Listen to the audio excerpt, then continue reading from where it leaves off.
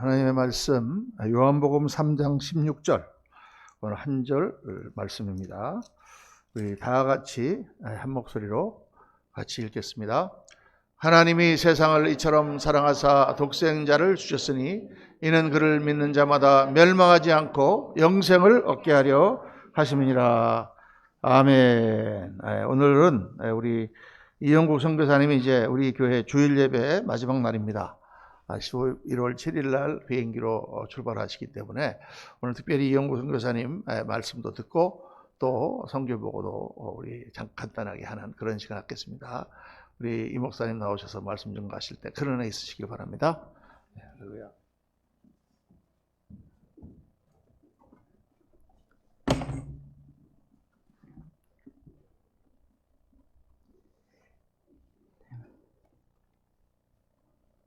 할렐루야. 네. 오늘은 아버지의 마음이라는 제목으로 하나님 말씀 증거하도록 하겠습니다. 네. 예전에 제가 있던 교회에서 저는 학생회와 청년부 주일학교 동시에 맡았던 적이 있습니다. 전도 사역을 그렇게 했었는데 그때 제가 예배 때 학생들과 말씀을 나누면서 언급했던 설교 예화 중에 티보우라는 유명한 미식축구 선수의 이야기가 있었습니다. 어떻게 생겼냐면요. 네, 이렇게 생겼습니다. 미식축구 선수 티보우. 네. 이 미식축구 선수 티보우, 이 티보우라는 선수는 경기 때마다 경기 전에 꼭 경기장을 밟을 때 하는 의식 같은 게 있었습니다. 그것은 바로 기도였습니다. 이렇게 무릎을 꿇고 하나님께 기도하고 하나님을 위해서 경기한다라는 것을 표하면서 경기장에 이렇게 들어갔습니다. 그리고 또 그는 이렇게 전광판이나 낮 경기를 하면은 햇빛이 비치니까 아이패치 같은 걸 붙이는데요. 거기다가 저렇게 요한복음 3장 16절 말씀을 꼭 붙이고 다니면서 하나님의 말씀을 드러냈습니다. 팀 티보의 이러한 모습은 사람들에게 굉장한 궁금증을 불러일으켰고, 그리고 어떤 날은 플레이오프 경기였는데요. 경기에서 승리한 날 요한복음 3장 16절이라는 그 말씀이 구글에서 1억 2천만 회가 넘게 검색되어진 그런 사건도 있었다고 합니다. 그러니까 이 미식축구 선수 한 명이 얼마나 큰 파급력이 있었고 얼마나 큰 선한 영향력을 끼쳤는지 우리가 또 볼 수 있습니다.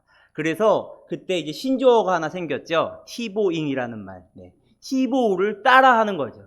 티보잉이라는 말이 생겨서 저 선수가 하는 기도의 방식들을 똑같이 따라하면서 이렇게 곳곳에서 아기도 따라하고 아기 아빠도 따라하고 심지어는 비행기 안에서도 그렇게 티보우의 기도하는 포즈를 따라하는 것을 우리가 볼 수 있습니다. 그리고 티보우는 단순히 저렇게 하는 것이 아니고요. 분명하게 세상 가운데 외쳤다는 것입니다. 하나님을 내가 자랑합니다. 하나님 아버지는 여러분을 사랑하십니다. 라고 말했다는 것입니다.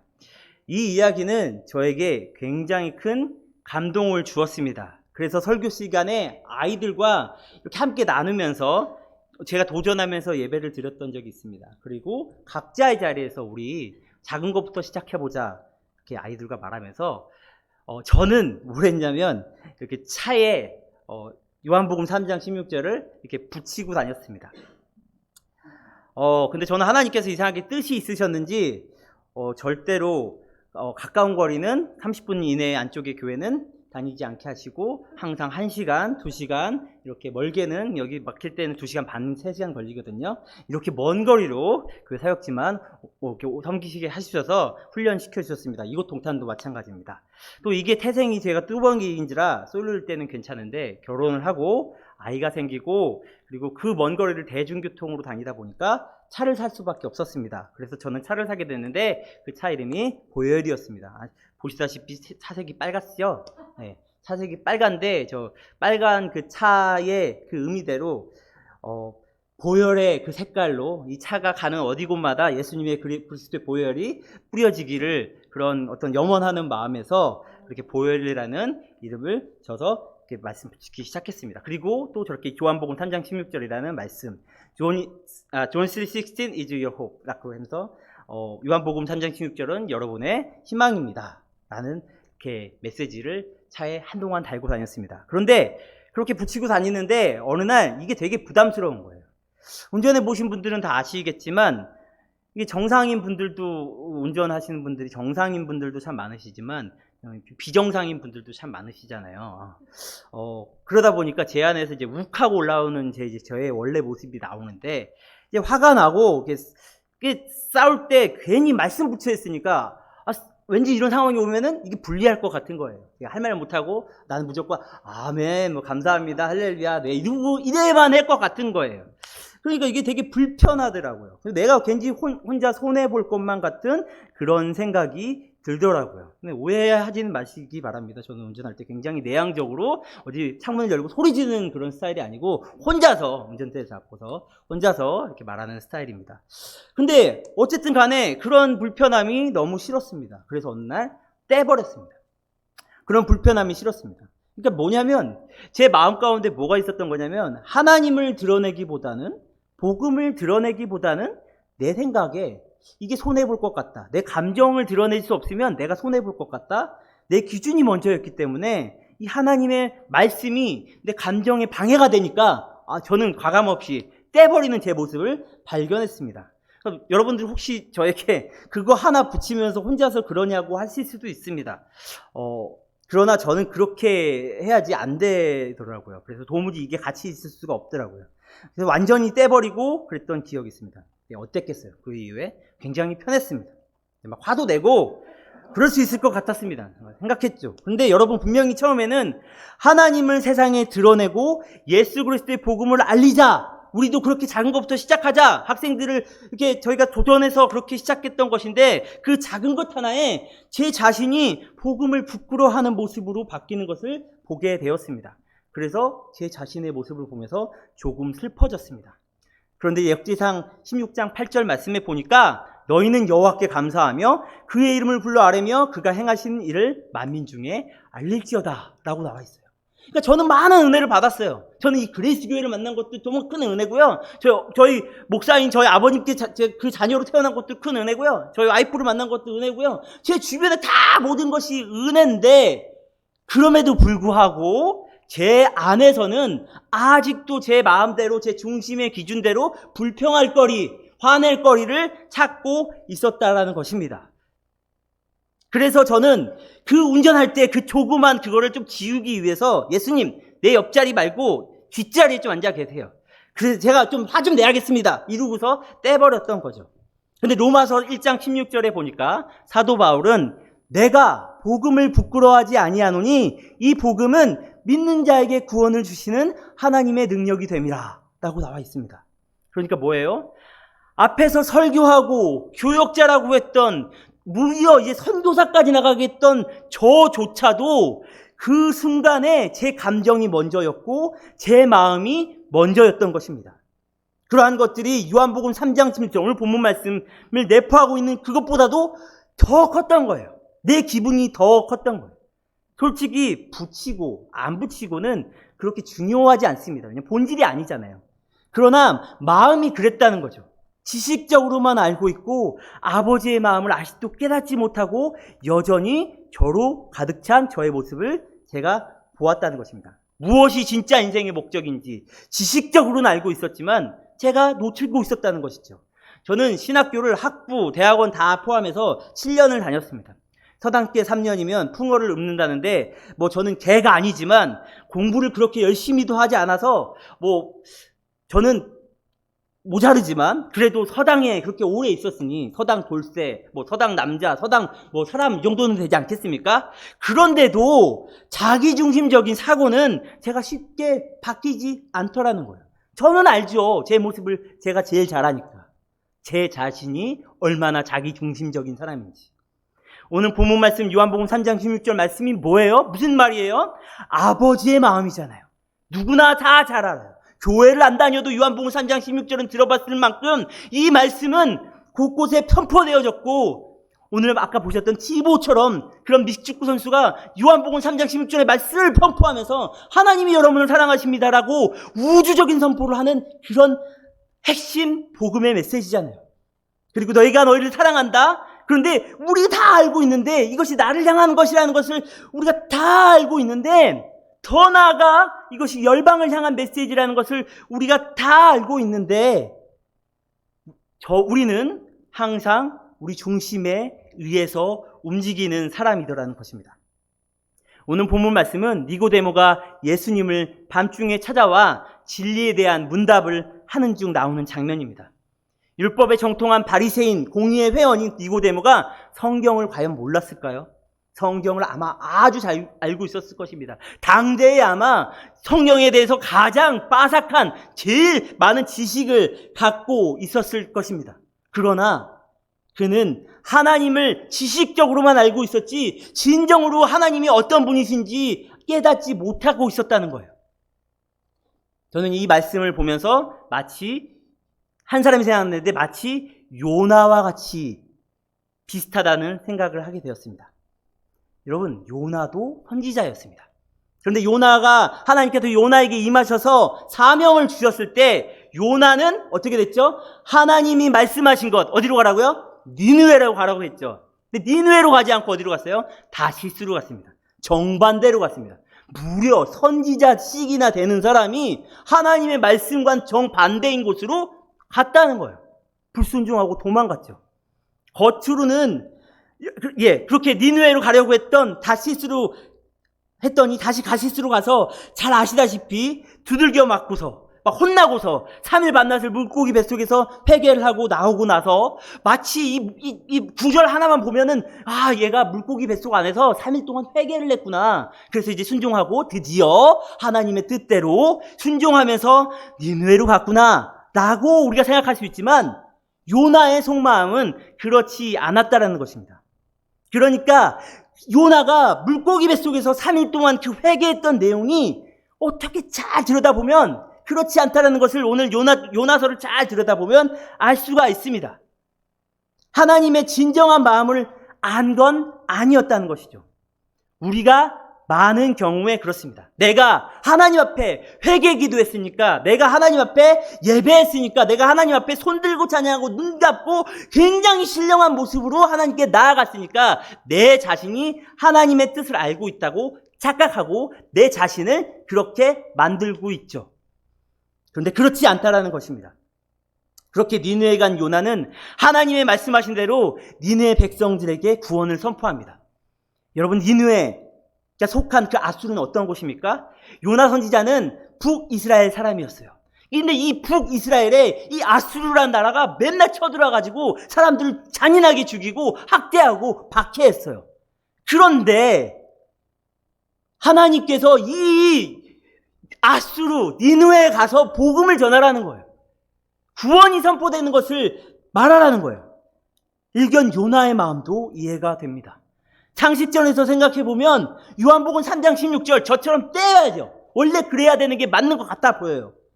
무조건 가서 저 나라 망하라고 이렇게 저주를 퍼부어야 하는데도 우리가 그렇게 생각되지만 하나님은 그들에게 구원을 선포하셨다라는 말입니다. 구원하시기로 작정하셨다는 거예요. 이러니 요나가 어땠겠습니까? 그 이야기를 듣자마자 학을 띈 거죠. 내 평생의 철천지 원수들을 하나님께서 구원하신다고 하시니까 그래서 도망갔는데 하나님이 쫓아오셔가지고 추격해 하셔가지고 다시 붙들려서 하나님께서 주신 사명의 길로 다시 왔다라는 것입니다. 그렇게 니느웨에게 전해졌던 하나님의 구원 선포에 될까 안 될까 반신반의하면서 그 마음 가운데 있던 그 니느웨의 선포함 가운데 어떻게 됐어요? 니느웨 사람들이 굵은 베옷을 입고 하나님을 믿고 남녀노소 막론하고 하나님 앞에서 엎드려 기도하더라는 것입니다. 아까 제가 왜 요나가 회개한 것이 이 약간 냄새가 나는 회개인데 라고 말씀드렸냐면, 자 보십시오. 요나서 11절 말씀에 보면 이런 말이 나와요. 그러니까 니느웨가 막 회개하는 걸 보니까 요나가 어떻게 반응한다고요? 요나서 4장 1절 말씀에 요나가 매우 싫어하며 성내며. 자, 이거 여러분 이해가 되십니까? 지금 구원이 이루어지고 있는 굉장히 아름다운 장면이 펼쳐지고 있잖아요. 생각해보세요. 서울 인구 1000만 명 인구가 모두 다 굵은 베옷을 입고 내가 복음을 딱 받자마자 하나님 앞에 엎드려서 하나님, 제가 죄인입니다. 내가 예수 그리스도를 내 인생의 주인으로 삼겠습니다. 하나님, 우리를 통치해 주십시오라고 말하고 있는 거예요. 근데 요나는 매우 싫어했대요. 그 장면을 보면서. 여러분, 이곳이 어디죠? 동탄인데 동탄 1, 2동탄 다 합치면 42만 명 정도가 된다고 합니다. 모든 42만 명 사람들이 구원을 듣고서 다 굵은 베옷을 입고 하나님께 나와서 그리스도에 나와서 여기 무릎 꿇고 앉아서 기도하기 시작하는 거예요. 여러분, 우리 교회 그리스도의 성도분들 중에 성내실 분이 계십니까? 없을 줄을 믿습니다. 아멘? 네. 또 이어서 여호와께 기도하여 이르되 여호와여 내가 고국에 있을 때에 이러하겠다고 말씀하지 아니하였나이까? 그러므로 내가 빨리 다시스로 도망하여 싸우니 분명 여러분 보십시오. 아까 분명히 회개했다고 물고기 뱃속에서 회개한 것처럼 우리는 봤지만 요나는 전혀 바뀌지 않았다는 거예요. 요나의 속마음은 그대로였죠. 요나는 니느웨에 온 게 하나님의 뜻에 그냥 종교적 복종을 한 것이지 진정한 마음에서 우러난 순종이 아닌 거예요. 하나님 아버지의 마음을 전혀 모르고 있어요. 그래서 뭐예요? 전혀 다른 말을 합니다. 요나는 그런 엄청난 고생을 했음에도 불구하고 여전히 하나님의 마음을 모르고 있습니다. 또 요나는 이어서 말합니다. 주께서 은혜로우시며 자비로우시며 노하기를 더디하시며 이내가 크시사 뜻을 돌이켜 재앙을 내리지 아니하시는 하나님이신 줄을 내가 알았음이니라. 알았으면 이제 알아야지. 근데 뭐라고요? 여호와여 원하건대 내 생명을 거두어 가소서. 사는 것보다 죽는 것이 내게 족하다. 낫다. 얼마나 황당합니까? 그만 죽여주세요, 하나님. 내가 저 꼴을 못 보겠습니다. 하나님한테 지금 도발하고 있는 거예요. 대들고 있는 거예요. 머리로는 알았는데 도무지 마음으로는 이해할 수 없는 것입니다. 이 요나의 마음 가운데는 영혼에 대한 사랑이 전혀 없는 거예요. 왜요? 나에게 집중해 있으니까. 내 감정, 내 상처, 내 분노가, 내 의분이 더 컸던 거예요. 하나님 마음 따위 중요하지 않다. 지금 내 마음이 더 중요하다. 그런 내 기준에 부합하지 않으니까 미쳐버리는 거죠. 그러니까 자기를 죽여달라고까지 합니다. 그게 설사 하나님이실지라도. 그러나 인내하신 하나님께서는 인내하시면서 대물으시죠. 네가 성내는 것이 옳으냐. 그런 후 니느웨 망하나 안 망하나 지켜보려고 또 밖에서 쭉 지켜보고 있는데 이제는 햇빛이 50도가 넘는 그 햇빛이 요나를 내리쬐고 있어요. 하나님께서는 또 박넝쿨로 가려주시면서 그를 지켜주셨어요.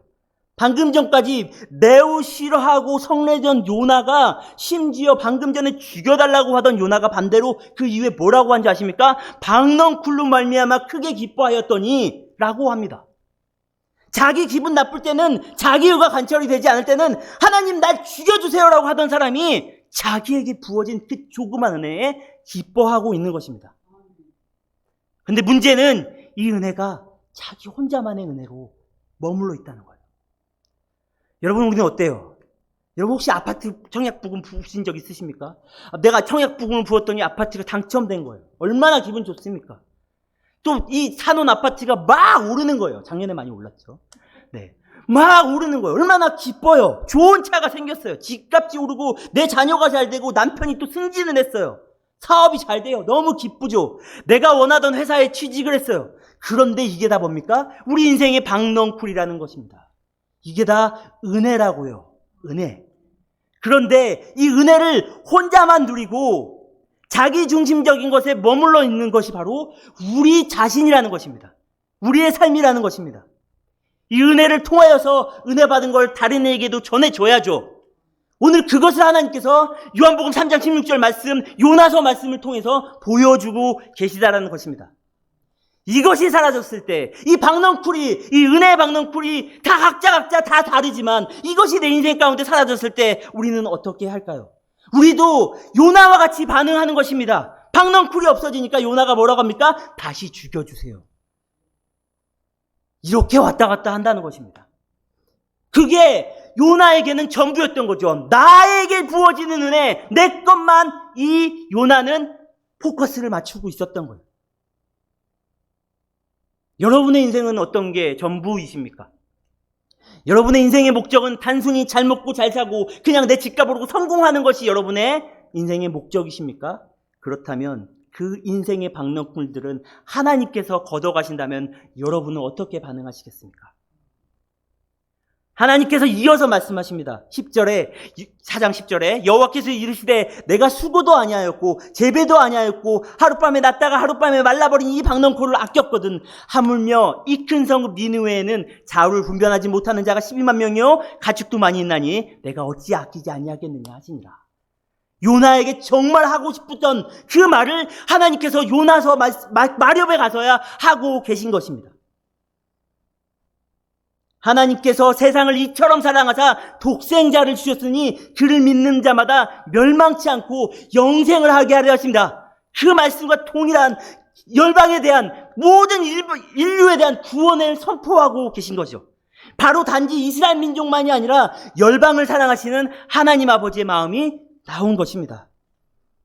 나만, 우리만 생각했던 자기 중심적인 신앙. 여러분, 이런 신앙은 예수님 시대에 와서도 별 다를 바가 없었어요. 사도행전에 나오는 초대교회를 한번 볼까요? 예루살렘 교회 부흥에 대한 이야기가 성령 강림상 것부터 쭉 나옵니다. 날마다 떡을 떼고 날로 수가 더하고 하면서 교회는 폭발적으로 부흥했어요. 더할 나위 없이 아름다운 공동체였습니다. 그런데 하나님께서 어떻게 하셨어요? 사도행전 12장 말씀에 보니까 예루살렘 교회 박해가 시작되자 성도들이 사마리아와 이방으로 뿔뿔이 흩어졌다는 것입니다. 다 흩으셨잖아요. 왜 그랬을까요? 여러분, 바리새인은 선민의식으로 똘똘 뭉친 사람입니다. 나만의 하나님, 나에게만 복 주시는 하나님으로 똘똘 뭉쳐있던 그 사람들이었다고요. 수많은 유대인들이 예수님을 믿었지만 그들은 여전히 나의 하나님, 우리의 하나님, 우리 이스라엘만의 하나님이라고 생각하고 있었던 것이죠. 나만 선물 받았고 나만 특별하다는 거예요. 그러니까 요나가 생각하던 그것과 예루살렘 교회 성도들의 그것이 별 다를 바가 없다는 것입니다. 아직까지도 자기 민족이라는 것에서 벗어나지 못한 것입니다. 여러분, 사형리를 잘 아실 것입니다. 혹시 사형리에 의자 이렇게 놓고 저렇게 위에 보시면은 의자 위에 나라는 존재가 앉아 있고 하나님을 뜻하는 저 십자가는, 예수 그리스도를 뜻하는 저 십자가는 밖에 있는 거예요. 내가 예수님을 믿는다라고 하지만 우리의 인생이 많은 경우에 저렇게 살고 있는 것이죠. 내 중심에 나를 딱 두고 예수님은 저기 잠깐 계세요 라고 하고 말하고 살고 있는 거예요. 밑에는 어때요? 예수 그리스도를 내 중심에 모시고 하나님의 뜻, 하나님 아버지의 마음을 항상 관심을 가지면서 하나님의 뜻대로 행하는 사람이 된다는 것입니다. 로마서 1장 8절 말씀에 보니까 사도 바울의 관심은 어디 있습니까? 먼저 내가 예수 그리스도로 말미암아 너희 모든 사람에 관하여 내 하나님께 감사함은 너희 믿음이 온 세상에 전파됨이로다. 사도 바울의 관심은 나에게 부어지는 오늘의 박넝쿨이 아니라 이 열방 가운데 하나님께서 사랑하시는, 하나님께서 그 애끓는 심정으로 눈물 흘리면서 바라보시는 그 영혼들 가운데 있었다는 거예요. 그 가운데 예수 그리스도의 피 묻은 십자가가 전해지는 것을 인하여 기뻐한다라고 바울 사도는 말하고 있는 것입니다. 온 세상에 복음이 전파되는 것이 이 사람의 최우선 관심이라는 것입니다. 여러분의 최우선 관심은 무엇입니까? 구원을 이루시고 열방에 복음이 전파되는 것에 관심이 있으십니까? 애타는 마음이 있으십니까? 니느웨 성의 사람들을 보면서 내가 어찌 아끼지 아니하겠느냐라고 말씀하시는 열방을 향해 그냥 죽어가는 이들을 향한 하나님 아버지의 애타는 마음 느끼실 수 있으십니까? 사도 바울은 로마서 1장 1절 말씀에서 자신이 하나님의 복음을 위해 택정함을 받은 입은 사람이라고 자기 자신의 아이덴티티, 정체성을 표현하며 고백합니다. 여러분을 표현하시는 정체성이 어디에 있으십니까? 나를 위해 사시는 것입니까? 그리스도의 복음을 위해 사시는 것입니까? 이것은 바울 사도의 고백이 아니라 우리 공동체 전체의 고백이 되어야 합니다. 그러기에 앞서 분명하게 나의 삶의 부르심의 목적이 무엇인지 알아야 된다는 것입니다. 우리 삶에는 분명한 목적이 있습니다. 그것은 바로 예수 그리스도의 피 묻은 복음을 열방에 증거하는 일입니다. 이것은 단지 몇몇 사람들만의 특별한 이야기가 아닙니다. 이 성경을 누구에게 주셨습니까? 하나님께서? 어느 특정한 선택받은 이들에게만 주셨나요? 아니죠. 우리 모두에게, 여러분에게 이 성경을 주신 거예요. 이 말씀 가운데 하나님께서 뭐라고 하세요? 예수님께서 승천하시면서 부탁을 하죠. 너희는 온 천하에 다니며 만민에게 복음을 전파하라고. 여기서 여러분 너희가 누구예요? 여러분 성경 읽는 모든 사람이 너희라는 거예요. 목사만, 전도사만, 선교사만, 뭐 장로만, 직분 있는 그런 사람만 하는 것이 아니라는 거예요. 예수 그리스도 복음을 체험한 모든 사람들이 너희는 온 천하에 다니며 만민에게 복음을 전파하라고 예수님께서 말씀하셨다는 것입니다. 오늘 아까 설교 시작하기 전에 원래 보려고 했던 영상이 있는데 시간 관계상 보지 않았습니다만 그 영상 내용 가운데 화재가 굉장히 크게 났어요. 많은 사람들이 화재 때문에 대피를 하고 소방차도 오고 이제 사람이 다 꺼냈다 이렇게 생각하고 있었어요. 근데 어느 집에 보니까 애가 한 명 안 나온 거예요.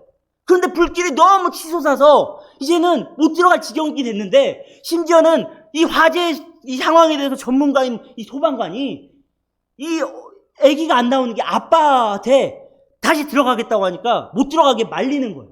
근데 아빠는 어때요? 들어가야 된다. 내 아들이 저 방에 있는 걸 내가 안다. 내가 들어가서 얘를 살려야 된다. 모든 사람이 만류함에도 불구하고 이 아버지는 들어가서 이 아이를 끌어냅니다. 그리고 살려내죠. 모든 사람이 안 된다고 했을 때 어떻게 했죠? 부성으로. 내 아이니까, 내 자녀니까 그렇게 할 수 있었다는 것입니다. 단지 이것은 이 아버지의 모습만은 아닐 것입니다. 바로 하나님 아버지의 마음일 것입니다. 요한복음 3장 16절의 말씀에 하나님께서 세상을 이처럼 사랑하시는 것, 독생자를 십자가 위에서 죽이면서까지 세상을 사랑하시는 것, 그것이 바로 아버지의 마음이라는 것입니다. 20년 전 우리 담임 목사님께서 계시던 그 미국 뉴욕에서 엄청난 사건이 있었습니다.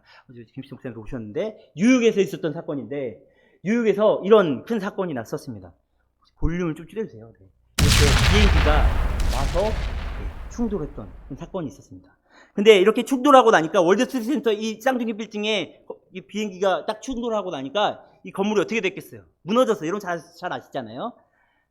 근데 그때 이 건물이 무너지려고 할 때 많은 사람들이 자기 목숨을 보존하기 위해서 미친 듯이 거기서 막 뛰어나왔습니다. 근데 그렇게 뛰어나오는 그 아비규환의 상황에서 반대로 이 건물 속으로 들어가던 사람들이 있었어요. 그리고 이렇게 외쳤죠. Run for your life. Run for your life. 여러분 빨리 뛰세요. 여러분의 삶을 위해서 빨리 도망가세요라고 소방관들이 외치고 있었다는 것입니다. 그들은 죽을 수도 있었습니다. 그러나 그들의 관심은 사람을 살리는 것에 있었다는 것입니다. 그렇게 수없이 많은 사람들이 그들의 외침을 듣고 목숨을 건졌습니다. 그러나 그 동시에 건물이 무너졌고 건물 안에 들어갔던 340여 명의 소방관은 죽음을 당하고 말았습니다. 이들은 어쩌면 알고 있을지도 몰라요. 내가 여기 들어가면 내가 죽을지도 모르겠구나라고 생각했을지도 몰라요. 그러나 그들이 들어갈 수 있었던 것은 뭐죠? 바로 사명 때문입니다. 그들의 사명은 사람들을 구하는 것입니다. 생명을 지키는 일입니다. 그들을 그런 사명을 알았기에 주저없이 그렇게 행동했고 숭고한 죽음을 맞게 되었습니다. 예수 그리스도께서 생명 바쳐 우리를 구원하심도 이와 같았습니다. 예수님께서는 죄인된 인간 죽을 수밖에 없는 우리 한 사람 한 사람을 살리기 위해서 나를 위해 여러분을 위해 하나님과 동등됨을 취하지 아니하시고 이 땅에 오셔서 십자가 위에서 사명을 다하시고 우리를 살리셨다는 것입니다. 그리고 3년을 같이 동행하며 심지어는 부활하신 예수님을 40일 동안 같이 있었던 제자들이 아직도 예수님의 뜻을 못 깨달을 때도 포기하지 않으시고 사명을 전달해 주셨죠. 나중에 사명을 깨달은 모든 제자들이 어떻게 됐습니까? 다 주의 복음을 전하다가 그리스도의 복음을 전하다가 순교했습니다. 그래서 사도 바울도 이와 같은 사람이었습니다. 사도 바울이 이렇게 고백합니다. 사도행전 20장 24절 말씀에 나의 달려갈 길과 주 예수께 받은 사명 곧 하나님의 의대에 복음을 증거하는 일을 마치려 하면은 나의 생명을 조금도 귀한 것으로 아끼지 아니하노라. 아멘. 사명이 있는 자는 목숨을 겁니다. 그런데 이 사명이 누구한테 주어졌다고요? 아까도 말씀드렸듯이 성도들에게 동일하게 주어졌다는 것입니다. 교회에게 주어졌다는 것입니다. 감리교회 창시자인 요한 웨슬레는 이렇게 말했습니다. 세계는 나의 교구다. 우리 그레이스 교회가 비록 이곳에 이 동탄에 이렇게 세워졌지만 우리 담임 목사님께서 4년 전에 2018년도에 개척을 하실 때 어떻게 말씀하셨냐면 우리 교회는 선교하는 교회다 라고 선포하셨어요. 그렇습니다. 그러니까 우리는 우리 교회 교구 역시 이곳 동탄뿐만 아니라 열방이라는 것입니다. 이 지역 동탄의 강력한 복음을 증거하면 물론이요, 열방 가운데 복음을 전하고 세계 선교 사역을 감당하는 그런 교회가 되어야 될 줄 믿습니다. 그러므로 우리는 선교해야 합니다. 그러므로 우리는 공동체 한 사람 한 사람 삶 속에서 그리스도를 드러내야 된다는 것입니다. 그 아까 말했던 미식축구 선수 팀 티보우처럼 하나님의 복음을 세상에 자랑해야 된다는 것입니다. 이제 저희 가정이 2018년 창립 초기부터 4년 차에 들어서 2021년 현재까지 정들었던 이곳 그레이스교회를 떠나 인도로 가게 되지만 그곳은 저희만 가는 것이 아니라 우리 그레이스교회 사명이 가는 것이고 우리 공동체를 통하여 하나님의 뜻을 이뤄가는 줄 믿습니다. 130년 전 이러한 마음을 가지고 이 땅에 왔던 수많은 선교사님들이 계십니다. 이들을 통하여서 최초의 병원도 세워졌고요. 이것이 큰 병원이 됐죠. 또 이렇게 작은 초라했던 학교가 또 큰 대학이 됐습니다. 그리고 이렇게 배제학장인데요. 이 배제학장을 통해서 우리나라 최초의 협정회라는 이런 이렇게 민주주의적인 어떤 조직이 만들어져서 어떤 토대가 되는, 민주주의 토대가 되는 그런 것들도 다 선교사님들을 통해서 이루어졌다는 것을 우리가 역사를 보면서 알 수가 있다는 것입니다.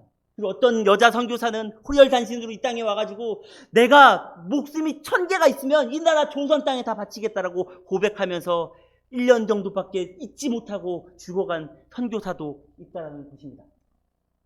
그리고 그 선교사들의 헌신 위에 이렇게 수많은 민족의 지도자들이 세워졌습니다. 그리고 여러분과 제가 있습니다. 그리고 세계에는 아직도 많은 나라들이 예수님을 알지 못하고 죽어가고 있습니다.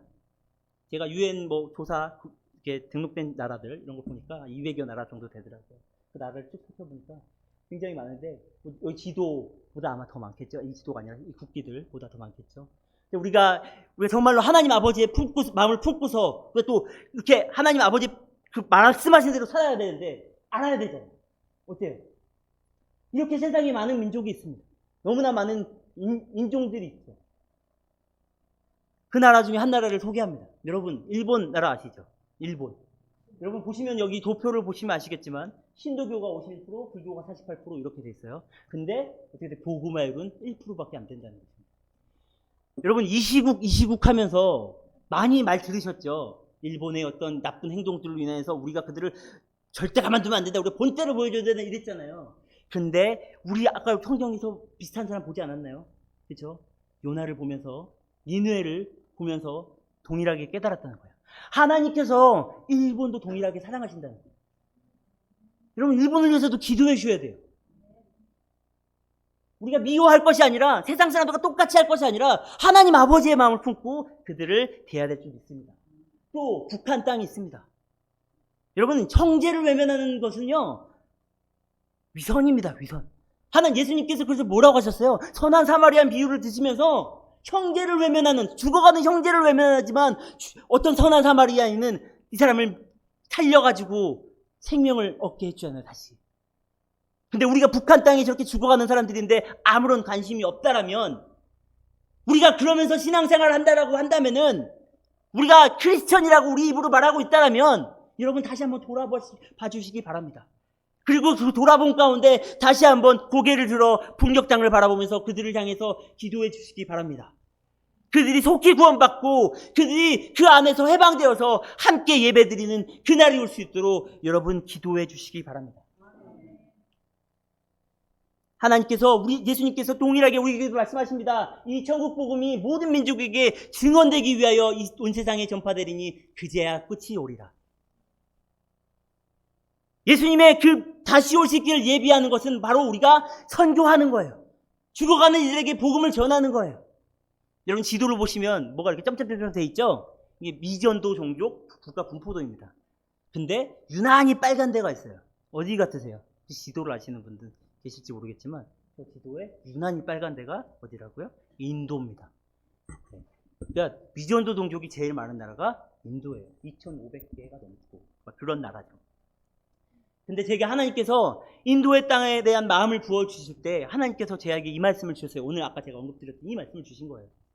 이 큰 성읍 니느웨에는 자루를 분별하지 못하는 자가 12만 명이요 가축도만 있나니 내가 어찌 아끼지 아니하겠냐. 저한테 이게 어떻게 들렸냐면요, 이 큰 성읍 인도에는 자루를 분별하지 못하는 사람이 13억 5천만 명이요. 이렇게 많은 소도인데, 여러분 인도 가면 소가 진짜 많습니다. 가축들이 이렇게 많은데 내가 어찌 아끼지 아니하겠느냐 라고 저에게 말씀해 주시는 것 같았어요. 그래서 제 기도 편지에 보시면 그 말씀이 약속의 말씀이 되었습니다. 그래서 저희 가정은 인도로 갑니다. 세계에서 가장 많은 사람들이 예수님을 모르는 나라, 인도. 인도에 가는 저희 가정을 위해서 기도해 주시기 바랍니다. 인도에 대해서 간략히 소개해 드리겠습니다. 오늘 받으신, 혹시 이걸 갖고 계시면 이걸 보면 그 내용이 다 나와 있는데요. 인도는 저희보다 훨씬 큰 나라입니다. 33배가 크죠. 네, 국기는 이렇게 생겼고요. 한 가지 팁으로 말씀드리자면, 저 국기 중간에 저렇게 동그랗게 돼 있는 거 있잖아요. 네, 저거는 수레를 상징합니다. 저 수레는 뭐냐면 영국 지배하에 놓였을 때 영국이 먼저 어떻게 침탈했냐면, 인도가 제일 잘하는 게 모카섬유 수출하는 거였어요. 근데 그거를 동인도 회사를 만들어가지고 다 침탈한 거예요. 그러니까 이제 간디가 어떻게 했냐면은, 나는 영국이 만드는 거, 영국 회사가 만든 거 입지 않겠다. 그래서 그걸 다 우리는 수레를 올려가지고 우리가 직접 짜입겠다. 그래서 이제 개국할 때 우리나라의 상징이 됐다라고 해서 저기 수레가 달려 있는 것입니다. 네, 똑같은 얘기죠. 네, 2,500까지. 네, 저희 가정이 머물게 될 곳입니다. 네. 인도에서도 약간 남쪽에 인천 정도 되는 포지션에 이렇게 있습니다. 그리고 저희가 푸네라고 있는데요. 뭄바이와 푸네 저희가 왔다 갔다 하면서 아마 사역을 하게 될 것 같습니다. 오늘 여기 보시면 나와 있는데요. 동일하게 인도 전체 지도가 있고요. 푸네 지역은 그렇게 있고요. 저희 푸네 지역에 정착하게 됩니다. 거기 저희가 학생 비자를 받았고요. 비자가 정말 안 돼가지고 뭄바이에 갔는데 비자를 안 내준대요. 그래서 못 받으니까 이제 좌절하고 있었는데, 아는 선교사님이 그럼 푸네 한번 가볼래? 그래가지고 따라갔어요. 따라갔더니 거기는 된다는 거예요. 그래서 그냥 뒤도 돌아보지 않고 돌아와서 푸네로 가야겠구나. 그러고 오자마자 목사님께 말씀드렸습니다. 그래서 푸네로 가게 됩니다. 그런데 저희가 푸네로 가게 되지만, 이 뭄바이 지역과 푸네는 차로 한 2시간 반 정도 걸리는데요. 저 푸네 내에서도 강북과 강남이 있을지 여기도 그렇게 돼 있거든요. 근데 저 좀 가까운, 뭄바이 쪽에서 가까운 지역은 차로 가면 한 1시간 반 정도에도 갈 수 있다고 해서 저희가 그렇게 선택을 하게 되었습니다. 자, 그러면 여러분들이 할 수 있는 게 무엇인가? 가는 선교사와 보내는 선교사가 있다는 것이죠. 그러니까 장로님께서도 기도하실 때 보내는 저희 가는 선교사, 보내는 선교사 말씀하셨잖아요. 여러분이 해줄 수 있는 게 뭐예요? 기도예요, 기도. 우리 맨날 주보에 요즘 어디 나와요? 인도 아니면 아프가니스탄 이렇게 나오잖아요. 여러분, 아프가니스탄, 미얀마, 여러분 너무 기도해 주실 게 많죠. 특별히 이제 저희를 위해서 기도해 주시면 됩니다. 네, 저희 가정을 위해서 기도해 주시고요. 인도의 영혼들을 위해서 기도해 주시면 됩니다. 그리고 여러분들이 기도할 때에 저희의 발걸음 한 걸음 한 걸음마다 영혼이 돌아올 거예요. 여러분들 기도를 쉬지 않으실 때 저가 정말 능력 있는 사람으로서 하나님께 사로잡혀서 하나님께서 저희 가정을 써주실 거예요. 여러분이 기도해 주셔야 돼요. 저희는 할 수 없습니다. 저희는 능력이 없어요. 여러분이 하나님께 저희를 가정을 위해서 중보해 주실 때, 인도의 영혼들을 품고 기도해 주실 때, 열방을 품고 기도해 주실 때 열방이 변화될 것입니다.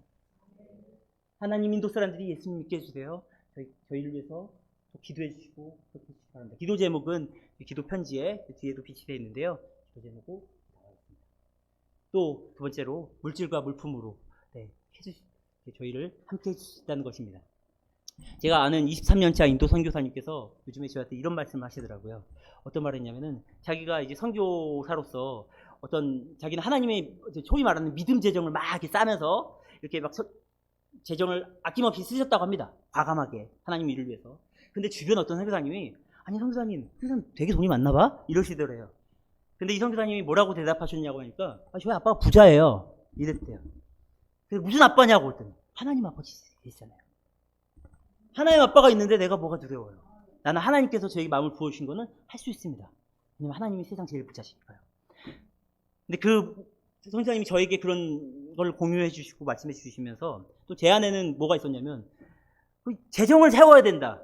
이 재정의 후원을 받아야 된다. 후원자를 많이 만들어야 된다는 이 약간 부담감이 있었어요. 거룩한 부담감이 있었어요. 근데 저는 여태까지 평생 누구한테 손 내민 적이 없거든요.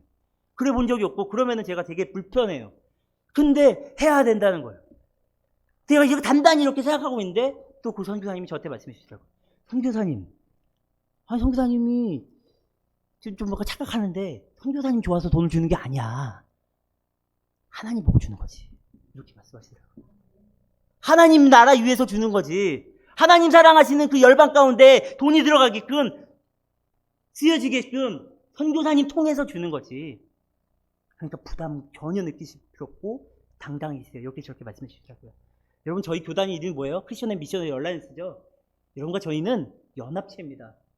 저만 가는 게 아니에요. 제가 돈만 받고 땡치 이런 게 아니에요. 절대. 저희 교단은 그렇게 사역하지 않습니다. 저희 교회는 그렇게 사역하지 않아요. 저희는 여러분의 기도를 먹고 여러분의 함께 해주시는 것으로 함께 합니다. 그때 연합한 가운데 협력해서 선을 이뤄 하나님께서 열방의 인도 땅에 구원을 주실 줄 믿습니다. 그리고 세 번째, 많은 사람들에게 이제 코로나가 1년 반 정도 지나가고 있는데, 코로나 끝나면 하고 싶은 게, 당장 하고 싶은 게 뭐냐 버킷리스트를 물어봤어요. 그랬더니 어떤 신문사한테 물어봤더니 뭐라고 말을 했냐면은 비행기 타고 해외여행을 가는 거예요. 네. 해외여행을 가는 거예요. 요즘 슬슬 좀 많이 또 이제 가시기도 하더라고요. 네, 하는데 이거 얼마나 이게 답답하겠어요. 예전에는 명절이나 뭐 연휴만 됐던 비행기가 뭐 인천공항 가득가득 찼잖아요. 근데 지금은 못 가잖아요. 뭐가 있어요? 단기 선교를 이렇게 대한항공 타고 오시면 되겠습니다. 특별히 어디로 오시면 된다고요? 인도로 이렇게 비행기를 타고 오시면 되겠습니다. 여러분이 하실 수 있는 일이 있다는 거예요. 저는 진짜 목사님께 진지하게 말씀드렸습니다. 진짜 오십시오. 함께 해주시고, 함께 그 땅을 위해서 기도해 주시고, 그 땅에 같이 복음을 전해 주십시오. 마지막으로 찬양 한 곡하고 기도했으면 좋겠습니다. 기도 제목들이 몇 가지 있는데요. 기도했으면 좋겠습니다.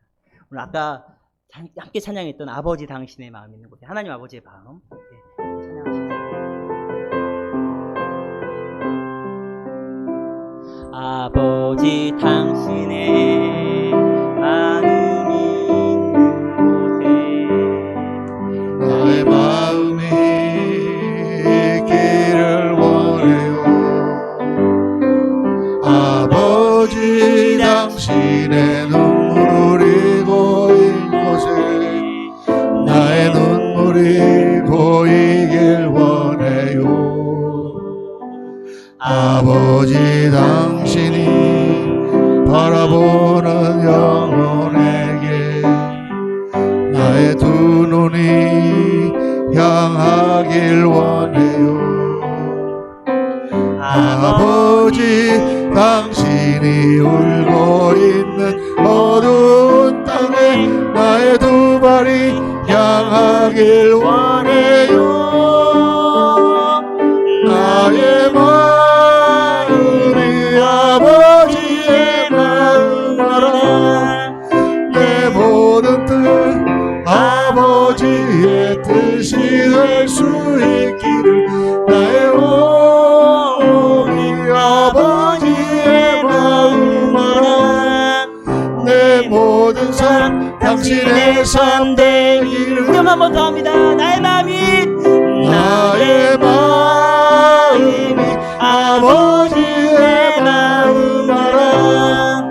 내 모든 뜻 아버지의 뜻이 될 수 있기를 나의 온 몸이 아버지의 마음 알아. 내 모든 삶 당신의 삶 되기를. 내 모든 삶 당신의 삶, 내 모든 삶 당신의 삶 되기를. 다시 한번 고백합시다. 내 모든 삶 당신의 삶 내 되기를. 모든 삶 당신의 삶 되기를. 아멘. 그렇게 될 줄 믿습니다. 하나님, 이 시간 우리 함께 기도해 주시기 바랍니다. 인도의 영혼들을 위해서, 인도 땅을 위해서 함께 중보해 주시면서 기도해 주시기 바랍니다. 인도는 힌두의 땅도 이슬람의 땅도 아닌 하나님의 땅입니다. 하나님께서 슬퍼하시고 기뻐하시는 땅입니다. 이제 더 이상 슬퍼하지 않고 기쁨으로 바뀔 땅입니다. 모든 종교의 은상이 다 무너지고 오직 하나님만 경배하게 되는 인도 되게 하여 주시옵소서. 거짓 종교에 사로잡혀서 그 속이는 영인 사단의 그 모든 사악한 계략으로부터 예수를 알지 못하는 이들을 불쌍히 여겨주시고 주님만 경배하는 거룩한 백성들 되게 하여 주시옵소서. 모든 종교적 분쟁이 멈추고 분열된 모든 것이 예수 그리스도의 피 묻은 십자가로 인해서 화해되고 모든 것이 회복되는 역사가 이루어지게 하여 주시옵소서. 인도 땅을 복음으로 기경하시고 하나님의 통치가 이루어지게 하여 주시옵소서. 여러분 이러한 마음을 갖고 여러분 이 시간 지금 인도 땅을 위해서 인도의 영혼들을 위해서 잠시만 통성으로 기도하시겠습니다. 하나님 아버지 감사합니다. 하나님 아버지의 마음 가운데 아버지 열방이 있다는 것을 말씀해 주시니 감사합니다. 저 죽어가는 영혼들을 향해 있다고 말씀해 주시니 감사합니다. 아버지 저 수많은 인도 사람들이 아직도 하나님을 알지 못하고 아직도 그 어둠 가운데서 사울을 분간치 못하고 죽어가고 있습니다. 아버지 저에게 그 보셨던 그 마음 내가 그 땅을 인하여 슬퍼하노라. 내가 그 땅이 너무 안타깝노라. 내가 그들을 아끼노라고 말씀하신 주님 아버지 그들을 위해서 기도합니다. 아버지 그들이 더 이상 어둠 가운데 있는 것이 아니라 다시 회복되어서 주님 앞에 나와서 주님께 예배하는 자들이 인도 땅 곳곳에 아버지 일어나게 하여 주시옵소서. 아버지 우리 그리스 교회가 우리 성도 한 사람 한 사람이 그렇게 기도하며 중보하며 나아갈 때 아버지 모든 영혼들이 하나의 영혼이 천하보다 귀하다라고 말씀하셨던 주님 가장 기뻐하시는 일들이 인도 전역에서 일어나서 주님을 기뻐하게 되는 그날이 올 수 있도록 주님 역사하여 주시옵소서. 하나님 감사합니다. 오늘 하나님 아버지의 마음을 우리에게 알게 해주시니 감사합니다. 이제는 앞으로는 더 이상 나의 삶,